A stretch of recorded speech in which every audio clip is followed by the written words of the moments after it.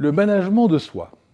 Le hasard des rééditions m'a permis de relire récemment un petit opuscule de Peter Drucker, Managing Oneself, tiré d'un article qu'il avait rédigé pour la Harvard Business Review en 1999 à l'âge de 90 ans, et dont je traduis librement le titre par « Le management de soi ». L'idée générale est que dans un monde d'opportunités phénoménales, ceux qui ont de l'ambition, de la volonté et de l'intelligence peuvent atteindre des sommets quel que soit leur point de départ. Mais cela signifie qu'ils sont déterminés à être les acteurs de leur propre développement et qu'ils ne comptent pas sur les autres pour réussir. Afin d'y parvenir, l'important est d'abord de se connaître soi-même, ses forces, ses faiblesses, mais aussi l'efficacité de sa façon d'apprendre et bien sûr la qualité de sa relation aux autres. Comme un bon management des autres commence par un bon management de soi, bien se conduire pour bien conduire, Peter Drucker liste 5 questions à se poser au quotidien.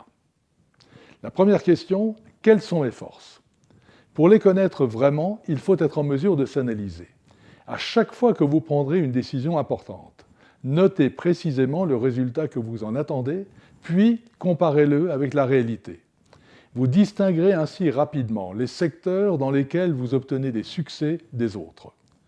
Vous pourrez aussi discerner les mauvaises habitudes, celles qui vous font échouer. Enfin, vous découvrirez quels sont vos vrais points forts, ce qui vous permettra d'y concentrer toute votre énergie et de vous construire en délaissant vos points faibles.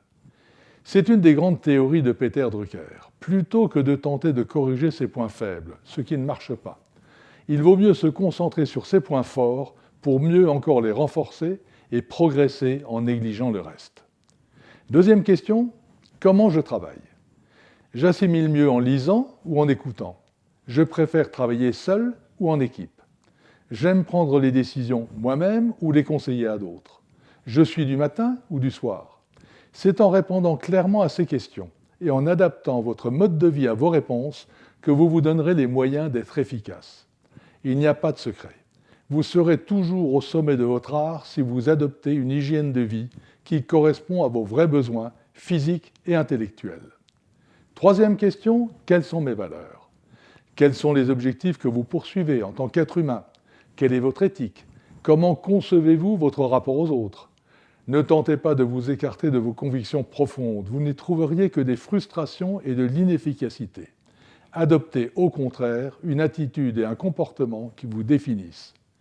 L'exemplarité est aujourd'hui devenue la seule façon de mener les hommes. Quatrième question, dans quel monde je veux vivre ? Mes forces, mes modes préférés d'action, mes valeurs me conduisent naturellement à choisir un environnement qui me convient.